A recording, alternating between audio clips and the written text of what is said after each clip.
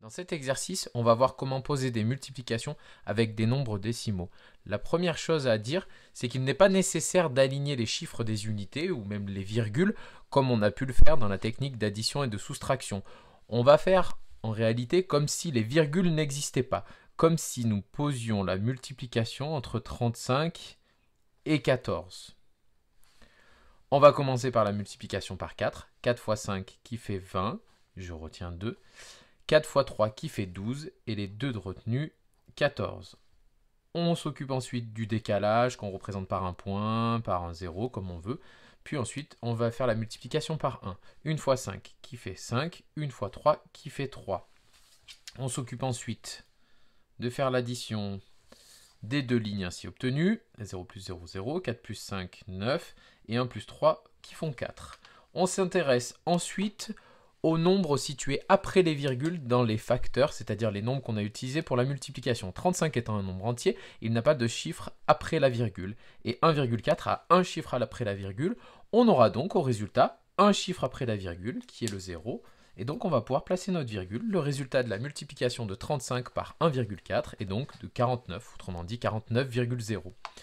On va procéder de même pour 152,3 fois 0,54. Donc on place nos deux nombres, 152,3 multiplié par 0,54. Vous voyez qu'encore une fois, on n'aligne pas ici les virgules, on fait comme si elles n'existaient pas. Et on commence par la multiplication par 4. 4 fois 3 qui fait 12, je retiens 1.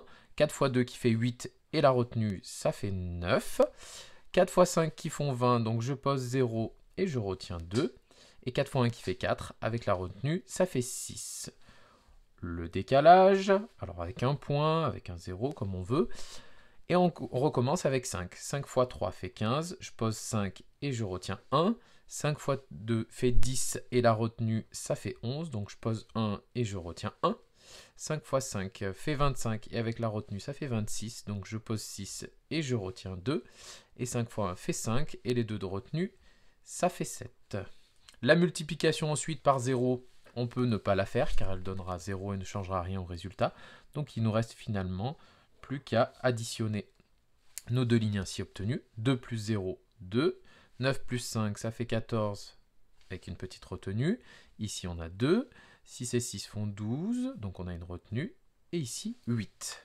On compte ensuite, comme tout à l'heure, les chiffres après les virgules. Donc dans 152,3, on a un chiffre après la virgule. Dans 0,54, on a deux chiffres après la virgule. On a au total 3 chiffres après les virgules. Donc on aura 3 chiffres après les virgules dans le résultat. Et donc le résultat de cette multiplication est de 82,242.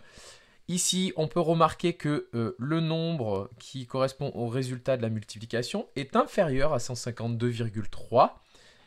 Ça s'explique par le fait qu'on multiplie par un nombre inférieur à 1. Quand on multiplie par un nombre inférieur à 1, on obtient un résultat plus petit. Donc il est tout à fait logique que 82,242 soit inférieur à 152,3.